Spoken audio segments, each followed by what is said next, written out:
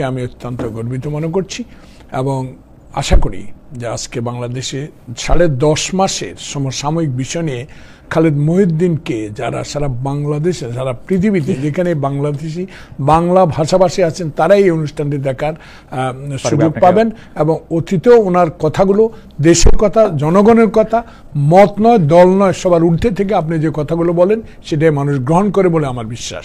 আপনাকে অনেক ধন্যবাদ। আমি আপনাকে মানে আপনার সাথে এতবার পর্দার সামনে পর্দার পেছনে এত কথা হয়েছে, আপনার কাছ থেকে কত কিছু যে আমরা শিখছি আমরা সাংবাদিকরা, কারণ পার্লামেন্টের বিভিন্ন প্রসিডিংস সম্পর্কে আপনার যে কোনো প্রশ্ন আমরা যে কোনো সময় আমরা করতে পারছি, কখনোই আমরা আনওয়েলকাম ফিল করি নাই, সেজন্য আপনাকে ধন্যবাদ জানাই। কিন্তু একটা অভিযোগ দিয়ে শুরু করি ফারুক ভাই, ইদানিং কি আপনি একটু মানে এটাকে কি বলে একটু রকচটা মানুষ হয়ে যাচ্ছেন আগেকার দিনের হেড স্যারদের মতো? মানে আপনাকে ওই দিন আমি দেখলাম যে একটা অনুষ্ঠানে আপনি অনুষ্ঠানটা শেষ না করেই আপনি উঠে চলে আসতেছেন। এইটা আপনাকে তো আমরা কোনো সময় কোনো প্রশ্ন করে এরকম রেগে যেতে দেখি নাই। শিখছি আপনি যেভাবে জোর গলায় কথা বলেন সেভাবে কথা বলছেন, কিন্তু এইটার মানে এটাকে একটা নতুন। আচ্ছা দেখুন, আপনার সাথে তো আমার ইন্ডিপেন্ডেন্ট টেলিভিশনে যে টক শো করার প্রথম অধ্যায় থেকে শুরু অনেক কথাই হয়, অনেক মতো পার্থক্য থাকতে পারে উপস্থাপক। আমার চোখে আমার দৃষ্টিতে অনেক উপস্থাপক আমার এই রাজনৈতিক অঙ্গনে যখনই ইলেকট্রনিক মিডিয়া টেলিভিশন শুরু হয় তখনই এই আমাকে টক শোতে অংশগ্রহণ করা আমার সৌভাগ্য হয়। আমার গুণে না, আমি যেহেতু এমন একটি রাজনৈতিক দলের সাথে সম্পৃক্ত যে দলের আদর্শ বিশ্বাস করে আমি আপনাদের মাধ্যমে জনগণের কাছে আমার কথাগুলো পৌঁছে দিতে পারি। কিন্তু ওই দিন ঈদের আগের দিন আমি ওই দিন আমার স্ত্রীও ক্যান্সারে আক্রান্ত, এমন মুহূর্তে ওই টেলিভিশন ইন্ডিপেন্ডেন্ট টেলিভিশন আমাকে আমন্ত্রণ জানালো যে আপনি একটু লাইভে থাকবেন। তখন কিন্তু আমি বাইরে, আর ইতিমধ্যে আমাদের একটা নির্বাচন হয়েছিল বিজিএমইর, সেটা দুই পক্ষ ফোরাম এবং সম্মিলিত পরিষদ, যেহেতু আমরা সম্মিলিত পরিষদের পক্ষে কাজ করেছি তো মনটা ভালো ছিল না, তবুও আমি ইন্ডিপেন্ডেন্ট টেলিভিশন আমার অত্যন্ত একটা প্রিয় ভাজন। বিশেষ করে আপনি থাকতে যে এই টেলিভিশনটার উপর আমার একটা আস্থা ভরসা। কিন্তু ওই ভদ্রলোক উপস্থাপক সব ভালো কথাই শুরু করে শেষ করতে এমন একটি প্রশ্ন করলেন, আমার কথাগুলো না শুনে আমাকে উঠে কেন আসতে হলো এই বিষয়টা না বলে পরবর্তীতে আবার এই কথাগুলো বলা শুরু করলো। আমি ক্ষোভে রাগে ওনার থেকে উঠে গিয়েছি, কিন্তু আমি সাথে সাথে ওনার ঊর্ধ্বতন কর্তৃপক্ষকে আমি জানিয়েছি যে এই বিষয়গুলো আপনি দেখবেন। কিন্তু পরবর্তীতে আবার দেখলাম ফেসবুকে ওনারা ছেড়েছে। বৈশিষ্ট্যটা ছিল জুলাই বিপ্লব, জুলাই অগাস্ট বিপ্লবের কথা বলতে নাকি বিএনপি খেপে যায়। আমি কথাটা উত্তর না দিতে আমি বললাম যে আপনি তো খুঁচিয়ে খুঁচিয়ে যে কথাগুলো বের করার চেষ্টা করেন, কিন্তু আমি আপনি যেটা বলেছেন আমি সত্যি একটা রকচাটা মানুষ, আমি সত্যের পক্ষে রকচাটা, অন্যায়ের বিরুদ্ধে রকচাটা। সেখানে আমি মনে করি আমি অন্যায় কিছু করি না, আমার কথাগুলো যদি উনি বলতো তাহলে আপনি ক্লিয়ার হতেন, আমাকে এই প্রশ্নটা করতেন না। ওকে, আচ্ছা, জুলাই অগস্ট বিপ্লব নিয়ে আমরা জুলাই অগস্ট বিপ্লব নিলে বিএনপি কি বলে বা বিএনপি কি অবস্থান নেয় সেগুলি নিয়ে আমরা আসলে জানতে চাবো। আমরা ফারুক ভাইকে যখন আজকে পেয়েছি যে আমরা প্রশ্নের জায়গা থেকে শুরু করি, শুরুতেই আমি এই কথা বলে রাখলাম যে ফারুক ভাই নির্ভয়ে প্রশ্ন করবো কিনা আগের মতো। আচ্ছা, তাহলে প্রথম যে বিষয়টা আমি আসলে কথা বলতে চাই সেই বিষয়টা হচ্ছে যে আমরা তো একটা নতুন দিনের আশা সবসময় করি। 15 বছরের একটা ফেসিস্ট শাসন থেকে আমরা মুক্তি পাওয়ার পরে আমরা একটা নতুন দিনের আশা করি, সেই ক্ষেত্রে সবকিছুতে আমাদের একটু স্বচ্ছতা আনা দরকার। আপনি কি আমাদের একটু বলবেন, দর্শকদের মধ্যে অনেকেই এটা জানতে চান যে বিএনপির মতো একটা বড় রাজনৈতিক দলে কি অর্থনৈতিক স্বচ্ছতা আছে? বিএনপি আসলে কিভাবে চলে, তাদের টাকাটা কিভাবে আসে, তাদের পার্টির এটা কিভাবে ফান্ডটা কিভাবে করা হয়, বিএনপির যারা নেতৃবৃন্দ আছেন, আপনারা আছেন, বিএনপি চেয়ারপারসন আছেন, বা তারাও বা এই দল থেকে টাকা কি মানে বেতন হিসাবে নেন? যেমন ধরেন কমিউনিস্ট পার্টিতে আপনি জানেন ফারুক ভাই হোল টাইমার হিসাবে কিছু টাকা কেউ কেউ নিতেন। এটার সিস্টেমটা কি আমাদেরকে একটু যতটুকু বলা যায় একটু বলবেন? ক্ষুদ্র রাজনৈতিক কর্মী হিসাবে বিএনপির সাথে সম্পৃক্ত দীর্ঘদিন। বিএনপি আমাকে ধানের শীষের গুণে, শহীদ জিয়ার আদর্শের গুণ, খালেদা জিয়ার আপসের নেতৃত্ব, তারেক রহমানের সাংগঠনিক শক্তির কারণে আমি 5 বার পরপরই পার্লামেন্টে যাওয়ার সৌভাগ্য হয়েছে। আমার নিজের কোনো গুণ আছে বলে আমি মনে করি না। যে প্রশ্নগুলো আপনি করবেন আমি চেষ্টা করবো সকালবেলা সঠিক উত্তর দিতে। কোনো কিছু এটার পেছনে মানে এমন কিছু থাকুক যেটা আমি বলবো না, এমন যে আমি পছন্দ করি না। বাংলাদেশ জাতীয়তাবাদী দলের অসংখ্য কর্মী, নেতা, সমর্থক এবং পদ পদবি প্রায় 600-র উপরে, প্রত্যেকের একটা নির্ধারিত ফি আছে। ধরেন আমি adviser to the chairperson, with the rank and vice chairman 500 টাকা, ভাইস চেয়ারম্যানদের 500 টাকা, স্ট্যান্ডিং কমিটি মেম্বারদের মনে হয় 500 বা হতে পারে, আবার সদস্যদের একটা এই ধারাবাহিকতা অনেক একটা ইনকাম আমাদের আছে, এক্সপেন্ডিচার আছে, হিতাকাঙ্ক্ষী তো অবশ্যই আছে। তো সেখানে আমরা বেতন নিব বা আমার দলের নেতা কোনো বেতন নিবে এটা আমি বিশ্বাস করি, আমার চোখে পড়ে না, আমি দেখিও নাই। তাহলে দল চালায় কেমনে, এই বিষয়টা তো দল কেমনে চলে, তাহলে এই প্রসঙ্গ যখন আসবে নিশ্চয়ই এই 10.5 মাসে একটা নতুন রাজনৈতিক দলের আবির্ভাব হয়েছে, তাদের 5 স্টার হোটেলে যাবে ইফতার পার্টি, আমরা পুরানো রাজনৈতিক দল হিসাবে আমরা করি লেডিস ক্লাবে, কেউ কেউ করে 5 স্টার হোটেলে, তা করতে আসে। এই প্রশ্ন উত্থাপন করতে গেলে এই মুহূর্তে একটা বিভেদ সৃষ্টি হবে বলে আমি মনে করি। তা আমি মনে করি আমার দল স্বচ্ছভাবেই আয় ব্যয়ের যে হিসাবটা দেয় তাতে প্রমাণিত আমরা কি করে আমাদের নতুন যেসব রাজনৈতিক দল আসছে তাদের কাছ থেকে কোথায় তাদের টাকা কোথায় পাওয়া যাচ্ছে, এটা নিয়েই কিন্তু আসলে প্রশ্ন হচ্ছে যে পুরনো রাজনৈতিক দলগুলিকে আমরা সেই প্রশ্ন আসলে করতেছি কিনা, বড় রাজনৈতিক দলগুলিকে সেগুলো আমি করতেছি কিনা।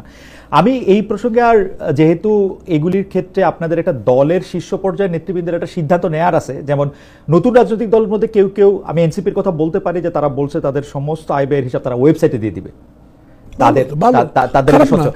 আপনিও কি মনে করেন কিনা যে এরকম একটা সমস্ত স্বচ্ছ রাজনৈতিক দল এটা করা উচিত? ওকে, তাহলে জনগণের কাছে এই প্রশ্নটা আপনার মতো একজন উপস্থাপক যে প্রশ্নটা আজকে আমাকে করলে এটা করতো না, নিশ্চয়ই এটা করার পিছনে কোনো যুক্তি নিশ্চয়ই ছিল, হয়তো কোনো বদনাম ছিল। এই বদনামের আওতা থেকে মুক্ত হতে হলে তো এগুলা ওয়েবসাইটে দেওয়া আয় ব্যয়ের হিসাবটা প্রতি বছরে দিতে হয়। বিশেষ করে সামনে নির্বাচন আসলেই বড় রাজনৈতিক দলগুলির পক্ষে বিপক্ষে একটা মনোনয়ন বাণিজ্যের কথা খুব জোরে সোরে, যে আপনাদের মতো যারা আছেন তাদের কয়েকজনকে বাদ দিয়ে যাদেরকেই মনোনয়ন দেওয়া হয়, বা আমরা কিছু এরকম নাম শুনি যে সুসময়ের মাছি বা তাদেরকে মনোনয়ন দেওয়ার ক্ষেত্রে এটা খুব বেশি আসে। এইটা আপনি কিভাবে দেখেন? আপনি আগেই প্রশ্ন করছেন, আস্তে আস্তে আরো মানে আমরা দুজনে আরো ঘনত্ব আরো কাছে আসলেই করতে পারতেন, কিন্তু এখন আগেই করে ফেলছেন উত্তরটা সরাসরি। এই বাণিজ্যের কথাটা আসলো কোত্থেকে? আসলো আওয়ামী লীগ থেকে। 2014 সালে যদি এরশাদ হাসপাতালে ঘুমিয়ে থেকে অসুস্থ থেকে নির্বাচন অংশ না করতেন, হাসিনা যদি বাংলাদেশের বৃহত্তম রাজনৈতিক দলকে বাইরে রেখে আপনি তো সবই জানেন নির্বাচনটা না করতো, তখন বিএনপি ছাড়া যে নির্বাচনটা হলো, এই বাণিজ্যটা এই ব্যবসাটা আবিষ্কার তখনই হয়েছে, এই কথাটা তখনই আবিষ্কার হয়েছে। বলছে আমার দল সামনের দিকে কি করবে না করবে সময় আসতে দেন, করলে এই প্রশ্নটা করে। আচ্ছা ঠিক আছে, করলে অবশ্যই এই প্রশ্ন করবো ফারুক ভাই। আমরা আশা করবো যে যদি করে এবং আপনারা যদি ক্ষমতায় আসেন, আপনি একজন ক্ষমতা খুব বড় চেয়ারেও যদি বসেন, তখনও এই সময়ের মতোই আপনি আমাদের এভাবে প্রশ্ন করলে উত্তর দিব। রাইট ফারুক, আমরা সেই আশা করি। আচ্ছা, একটু বর্তমান সময় ফিরে আসি। একটা খবর আজকে আমি দেখলাম যে বেগম খালেদা জিয়ার নির্দেশনায় প্রধান উপদেষ্টার বিষয়ে বিএনপির একটা স্থান বদল হয়েছে। জিনিসটা এরকম যে ডক্টর মোহাম্মদ ইউনূসের এগেইনস্টে কঠোর অবস্থান থেকে সরে এসেছে বিএনপি, বেগম খালেদা জিয়া এরকম একটা নির্দেশনা দিয়েছেন। এই বিষয়ে আপনার কি কিছু জানা আছে? আমি প্রশ্নটাকে একটু এক্সটেন্ড করতে চাই, বেগম জিয়া কি রাজনীতিতে সক্রিয় হচ্ছেন? খালেদ মহিউদ্দিন আপনি প্রায় 10,000 কিলোমিটার দূরে আমাদের থেকে, আর আমিও এই সুযোগে চোখের চিকিৎসা আজকে 5 দিন নিউ ইয়র্কে। অতএব আপনার মতো একজন প্রিয় উপস্থাপকের সামনে আমি জানি, আমাকে এই অনুষ্ঠানে আসার আগে অনেকেই বলেছে খালেদ মহিউদ্দিন খুব সাবধান। আমি খুব সাবধান অবলম্বন করে কথা বলবো, এই কারণে এমন কথা বলতে যায় না যেই কথাটা জনগণ এই ঠিকানা এই অনুষ্ঠান দেখছে আমাকে মনে করে যে আমি ভয়ভীত, সেটা যেন মনে না। কারণ স্পষ্ট এই কথাটা বলতে চাই, যেই কথাটুকু বাজারে পত্রিকা আসলো, আমি তখন নিউ ইয়র্কে আপনার কাছেই, বেশি দূরত্ব না, ব্রুকলেন আর জ্যাকসন হাইট। সে কারণে আমি মনে করি বেগম খালেদা জিয়া রাজনীতিতে আসলেন কিনা একটা প্রশ্ন, আর একটা প্রশ্ন ছিল উনি বলেছে যে এই সরকারের বিরুদ্ধে এখন এত তড়িঘড়ি করে যাওয়া ঠিক না। এই কথাগুলো কতগুলো সত্য, কতগুলো মিডিয়ার বানানো, বা কতগুলো আমার বানানো, বা কতগুলো আপনার প্রশ্ন কিনা, সে বিষয়গুলো খতিয়ে দেখার আগে কোনো কথা বলা ঠিক হবে না। কারণ আজকে আপনার এই আপনার মাধ্যমে শুনতে পেলাম যে আমাদের অন্তর্বর্তীকালীন সরকার প্রধান প্রফেসর মোহাম্মদ ইউনূস লন্ডনে গিয়েছেন, সেখানে নাকি আপনার একটা অ্যাডও আমি দেখলাম, সেখানে প্রধান উপদেষ্টার সাথে আমাদের ভারপ্রাপ্ত চেয়ারম্যান তারেক রহমানের একটা সৌজন্য সাক্ষাৎ হতে পারে, তখন আসলে এই প্রশ্নের উত্তর আমি দেব। আচ্ছা ঠিক আছে, আমি শুধু তাহলে আমি প্রশ্নটাকে একটু রিফ্রেশ করি অন্য একটা জায়গায়। বেগম জিয়াকে সাধারণত আমরা মরহুম প্রেসিডেন্ট জিয়াউর রহমানের মৃত্যুবার্ষিকীতে কথা বলতে দেখতাম না। উনি যখন প্রধানমন্ত্রীও ছিল আমরা সাংবাদিক হিসেবে দেখতে চেষ্টা করতাম যে উনি কি বলেন। উনি অনুষ্ঠানটাতে যেতেন, চুপচাপ বসে থাকতেন, অন্যরা আপনারা কথা বলতেন এবং তারপরে উনি শুনে চলে আসতেন। এবার কিন্তু আমরা দেখেছি যে জিয়াউর রহমান সাহেবের মৃত্যুবার্ষিকীতে তিনি কথা বলেছেন। আপনার কাছে কি মনে হয় যে বেগম জিয়া তো অনেক দিন শারীরিকভাবে অসুস্থ ছিলেন, তাকে আসলে জেলে রাখা হয়েছিল, অনেকে বলেছেন যে মানসিক বা শারীরিকভাবে তিনি আসলে আর আগের মতো সেই সুস্থ অবস্থায় নাই, কিন্তু আপনি কি মনে করেন তিনি কি আসলে রাজনীতিতে সক্রিয় হতে যাচ্ছেন বা সক্রিয় হবেন? কি মনে হয়, যদিও এই সিদ্ধান্ত তিনি নেন নাই, মানে আপনার কি মনে হয় যদি আপনি? খালেদ মহিউদ্দিন বিচক্ষণ উপস্থাপক, আপনার সামনে কথা বলতে আমার খুব হুঁশিয়ার করে বলতে হবে, এই জন্য বলতে হবে আমি একজন রাজনৈতিক কর্মী, আমি একজন মুক্তিযোদ্ধা, আমি একজন গণতন্ত্র সংগ্রামে একজন রাস্তার সৈনিক, আন্দোলনের সৈনিক, যেটা আপনার মাধ্যমে আমার অনেক কিছু শিখতে হয়েছে। আপনি আমার বয়সে ছোট হতে পারেন কিন্তু অভিজ্ঞতা আমার চেয়ে কম না। যে প্রশ্নটা আপনি করেছেন বেগম খালেদা জিয়াকে অসুস্থ করে তুলেছে এমন এক ব্যক্তি, যে ব্যক্তি এখন হিন্দুস্তানে পলাতক, ইন্ডিয়ায় পলাতক, সে কারণে আমি মনে করি বেগম খালেদা জিয়া যদি সুস্থতা থাকতো, রাজনীতি থেকে বিদায় নিত কি নিত না সেটা ওনার ব্যক্তিগত, পারিবারিক এবং দলীয় সিদ্ধান্ত। উনি রিটায়ার হয়ে গেল, আমরা ওনাকে রিটায়ার করতে দিতাম কিনা সে বিষয়টা আমাদের জনগণ কর্মীর উপর নির্ভর করতো। কিন্তু এই সময়ে যখন উনি 5 বছর কারাগারে থাকার পর একটি মানে এটার কি বলবো, এটা মানে অনৈতিক মামলা যেটার সাথে প্রমাণিত হয় নাই, সেই মামলাও তাকে সাজা খাটতে হয়েছে এবং তার পরিবার থেকে, দল থেকে, বিশ্বের অনেক নেতাও তার চিকিৎসার জন্য এই সরকারের কাছে আবেদন করে ব্যর্থ হয়েছেন। আল্লাহ রহমত এখন উনি চিকিৎসা নিয়ে কিছুটা সুস্থ। তাহলে সুস্থতা নিয়ে দল ঠিক করবে যে উনি থাকবেন কি থাকবেন না, মতামত কিন্তু দলের উপরে উনি ছেড়ে দেবেন। অতএব এইবার উনি কথা বলেছেন, এমন এক মুহূর্তে কথা বলেছেন যে মুহূর্তটা ছিল জুলাই অগাস্ট বিপ্লবের পরে যে সরকার এখানে এখন বসে আছে 10.5 মাস, তাদের বিরুদ্ধে 23টি দল বলেছে ডিসেম্বরের মধ্যে একটা নির্বাচন দেওয়ার আবেদন করেছে, সংস্কারের পক্ষে আছে। এমন সংস্কারে হাত দেবেন না যে সংস্কার বিলম্বিত হলে দেশের ক্ষতি হতে পারে, নির্বাচনের ক্ষতি হতে পারে, একটি সুষ্ঠু নির্বাচনে অংশগ্রহণে বিলম্বিত হতে পারে। সেই কারণে বেগম খালেদা জিয়া হয়তোবা মনে করেছেন এই মুহূর্তে আমার কিছু কথা বলার দরকার, সে কারণে কথা বলেছে। আমি লন্ডনে যে বৈঠকটির কথা আপনি বললেন সেটির প্রসঙ্গে আমরা একটু আসি। আমরা কিন্তু দেখেছিলাম যে ডক্টর মোহাম্মদ ইউনূস বিদেশ সফরে গিয়ে, সম্ভবত জাপানে গিয়ে, তিনি বললেন যে একটি মাত্র দল চায় যে বিএনপি, মানে একটি মাত্র দল চায় যে ডিসেম্বর ইলেকশন হোক। আমি অবশ্য উনাকে বেনিফিট অফ ডাউট দিতে চাই, কারণ আমি এটা উনাকে এটা বলতে শুনি নাই। ইংরেজিটা পড়ে আমার কাছে মনে হয়েছে যে একটি মাত্র না, উনি একটি দলের কথা বলতে গিয়ে একটা আর্টিকেল ব্যবহার করছেন, একটি মাত্র না, এটা হলো আমার ফিলিং। পরে তো দেখা গেল উনার সাথে যখন রাজনৈতিক দলগুলি বৈঠক করতেছেন তখন আপনি যে 23টির কথা বললেন তারা আসলে ডিসেম্বর ইলেকশনের কথা বলেছেন, যারা ডিসেম্বর ইলেকশনের কথা বলেনও নাই তারাও একটা যৌক্তিক সময় ইলেকশনের কথা বলছেন এবং একটা রোডম্যাপ চেয়েছেন। যাই হোক, তিনি একটা রোডম্যাপ দিয়েছেন, সেটা এপ্রিলে।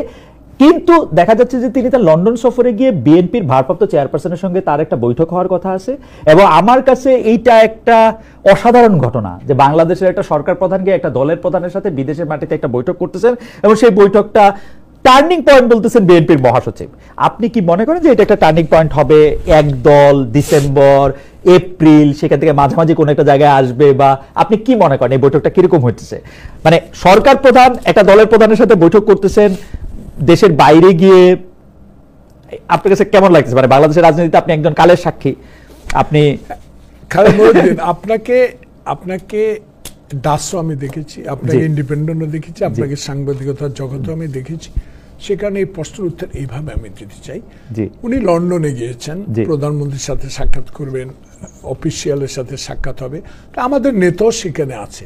এখন অনুভূতিটা তো ওনার পক্ষ থেকে, উনি যদি মনে করেন যে তারেক রহমান একটা বৃহত্তম রাজনৈতিক দলের ভারপ্রাপ্ত চেয়ারম্যান, দীর্ঘ 16.5 বছর দেশের বাইরে গণতান্ত্রিক আন্দোলনে তার দলের প্রতি যে সাংগঠনিক শক্তি যোগানদাতা হিসেবে উনি ইতিমধ্যে যে সুপরিচিতি লাভ করেছেন, পরিচিত অবশ্যই আছেন, সে শহীদ জিয়া জ্যেষ্ঠ সন্তান, খালেদা জিয়া জ্যেষ্ঠ সন্তান, সেখানে ওনার সাথে উনি সাক্ষাৎ করতে পারেন। অভিলাষটা তো ওনার থেকে। আমরা তো তারেক রহমানের পক্ষ থেকে, আমার মহাসচিব মহোদয় বলেন, আমাদের দপ্তরে যে নিয়োজিত আছেন মুখপাত্র অ্যাডভোকেট রিজভী, আমাদের পক্ষ থেকে তো চিঠি দিয়ে প্রধান উপদেষ্টার কাছে জানাই নেই যে আমরা তারেক রহমান আপনার সাথে সাক্ষাৎ চাই।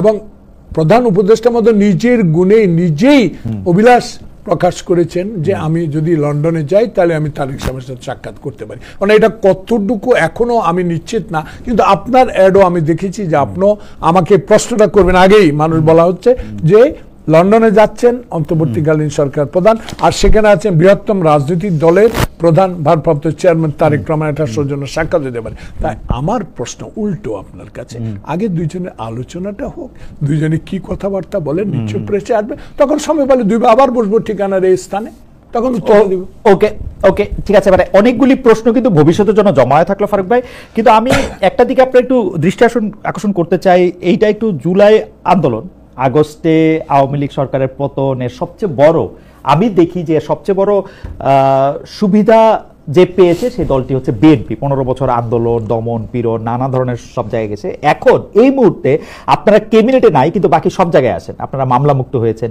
যেটা যে সময় পারেননি সেই ডিবির বিপ্লব বা হারুনের বিরুদ্ধে আপনি মামলাও করেছেন মানিক মিয়া এভিনিউতে নির্যাতিত হওয়ার ঘটনায়।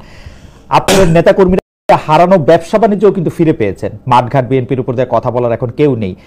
এত সুবিধা পাওয়ার পরও কেউ কেউ যে আপনাদেরকে বলে যে জুলাইয়ের যে স্পিরিট বা জুলাইয়ের ঘটনাটা যারা ঘটাইলো সেই ছাত্রদের প্রতি আপনারা এক ধরনের আক্রোশ দেখাচ্ছেন, তাদেরকে একটু হতশ্রদ্ধা করছেন, কিছুটা সময় বাদ দিতে চাচ্ছেন, কিছুটা সময় ভাসিয়ে দিতে চাচ্ছেন, কি করে সেটা নাই বললাম।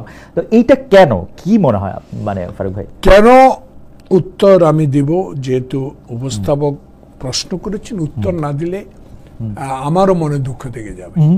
খালিদ মহিউদ্দিন, আপনাকে তো দেখেছি ইন্ডিপেন্ডেন্টে, যে আপনার সেই সৌভাগ্যবান কথাগুলো আমার মনে পড়ে বারবার। আপনার এই কথার বলা অর্থ, আপনি অত্যন্ত চতুর একজন উপস্থাপক, আপনি অনেক মেরিটোরিয়াস উপস্থাপক, আপনার ব্রেনের মধ্যে অনেক কিছু আছে। এর মধ্যে একটা অন্যতম আজকে প্রশ্ন করলেন, যে কারণে প্রথমেই শুরু করেছেন আমি কেন ইন্ডিপেন্ডেন্ট টেলিভিশন থেকে অর্ধেক বক্তব্য দিয়ে উঠে গেলাম, সেই প্রসঙ্গটা এখানে আবার ঘুরে ঘুরে চলে আসলো।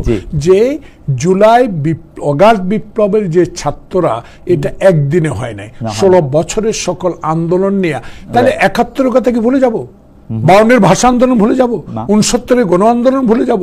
তার প্রত্যেকটা জিনিসের সাথে সম্পর্ক থাকে এই বিপ্লব, জুলাই অগাস্টের বিপ্লবের ছাত্রদের অবদান কশ্চিন কালো বিএনপি ভুলে নাই, বরং স্পিডের মতো আগে যাওয়ার জন্য 100 মাইল 120 মাইল বেগে এগিয়ে যাওয়ার জন্য যে অনুপ্রেরণা বিএনপি থেকে দেওয়া হয়েছে, সেটা আপনি নিজেও দেখেছেন বাইরে থেকে। সেখানে আমি মনে করি জুলাই অগাস্ট বিপ্লবের যে কথাগুলো আসছে, হেয় প্রতিপন্ন করে কেউ কোনো কথা আমরা বলি না।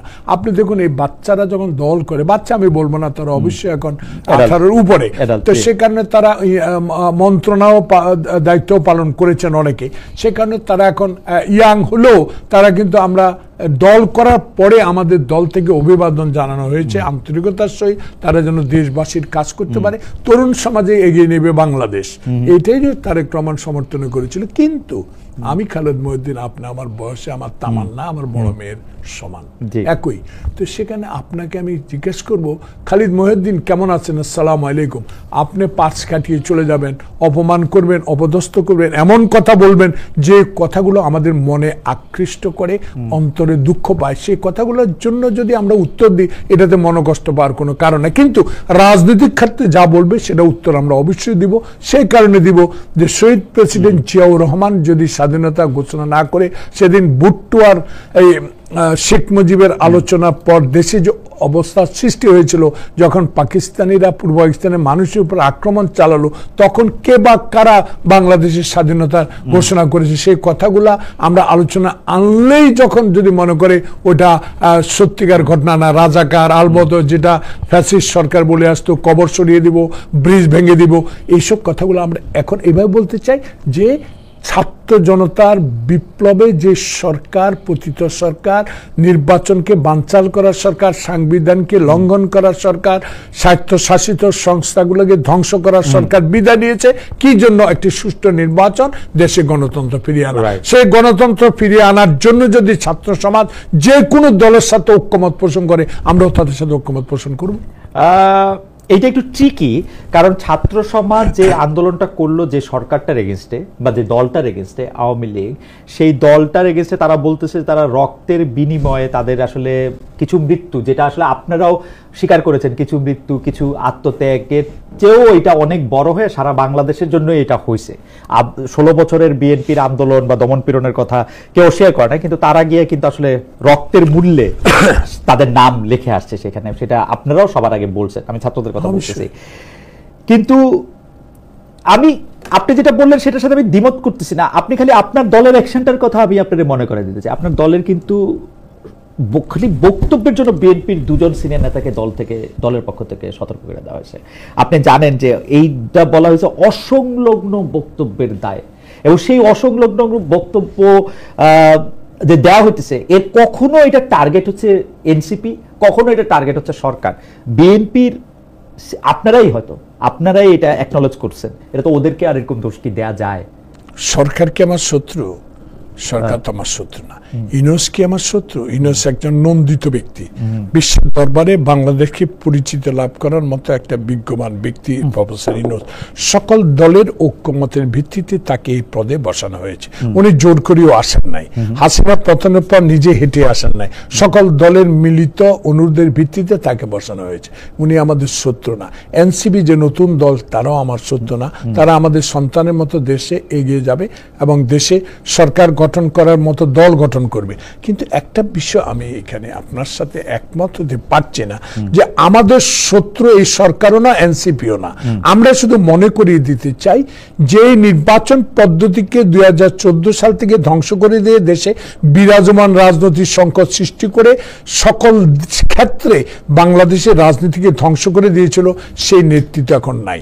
সকলে গ্রহণযোগ্য যে ব্যক্তিটা বসিয়েছেন, 10.5 মাস কিন্তু সময় লাগার কথা না খালিদ মহিউদ্দিন। আপনার মতো একজন বিজ্ঞবান সাংবাদিক যদি বয়সে ছোট হতে পারেন, কিন্তু বুদ্ধি আমার চেয়ে অনেক বেশি। আপনি নিজে বসে বসে একটু চিন্তা করেন না, যদি শাহাবুদ্দিন 3 মাসে একটা নির্বাচন উপহার দিতে পারে, হোয়াই নট ইউনূসের মতো একটা লোক যিনি গ্রহণযোগ্য, যিনি 10.5 মাসের পরও নির্বাচনের ডেট নিয়ে এখনো আমাদের কথা বলতে হয়, ওনাকে কথা বলতে হয়। অভয় দিলে আমি কইতে পারি এর জন্য দায়ী হচ্ছে বিএনপি। আমি উত্তর দেব না, আপনি বলতে আমি উত্তর দেব। আমি কেন বলতেছি সেটা বলেন। দেখেন, বিএনপি আমার যদি ভুল না হয়ে থাকে 2022 সালে 31 দফা দিল, মানে আরো 3 বছর আগে, আরো 3 বছর আগে। সেই 31 দফার মধ্যে যা যা কিছু আছে তা কিছু নিয়ে কিন্তু এই সরকার কিছু সংস্কার করতে চাইল। বিএনপি প্রথম থেকেই সেই সংস্কারগুলির বিপক্ষে একটা অবস্থান নিয়ে আসছে, এবং মানে বিএনপি কিন্তু এই সংস্কারটাকে দেরি করাইতে গিয়া বা সংস্কারটা না করতে গিয়েই কিন্তু অনেক কাজকর্ম এটা করা সম্ভব হয়। আমি আপনাকে ধরে ধরে বলতে পারি যে 1 নম্বরে ছিল সংবিধান সংস্কার কমিশন গঠন, সম্প্রীতিমূলক সমন্বিত রাষ্ট্রসভা প্রতিষ্ঠা, জাতীয় সমন্বয় কমিশন গঠন, নির্বাচনকাল দল নিরপেক্ষ তত্ত্বাবধায়ক সরকার ব্যবস্থা পুনর্বর্তন, রাষ্ট্রের ক্ষমতার ভারসাম্য প্রতিষ্ঠা, প্রধানমন্ত্রীর দায়িত্ব পালনের সময়সীমা নির্ধারণ, আইনসভা উচ্চ প্রবর্তন, I can go on and on and on.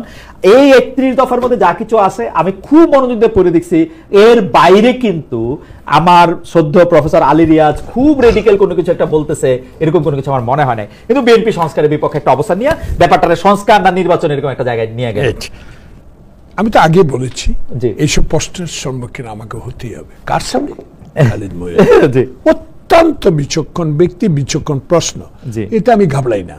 আর বিশেষ করে আপনার সামনে তো ঘাবড়াবার প্রশ্ন না। এই কারণে যে আপনি বলেছেন সংস্কারের বিষয়ে সরকারের সাথে আমাদের যে দ্বিমত, সেটা না। প্রশ্ন হলো সময়। 31 দফা 22 এখনো আছে, তাহলে 31 দফার মধ্যে নির্বাচন মুখী যে সংস্কারটা আমার প্রয়োজন, সেই সংস্কারের মধ্য দিয়ে বাংলাদেশে আন্দোলনরত সকল রাজনৈতিক দলের ঐক্যমত একটাই, যে আপনার দেরি না করে সংস্কার শুধু নির্বাচন বা সাংবিধানিক কিছু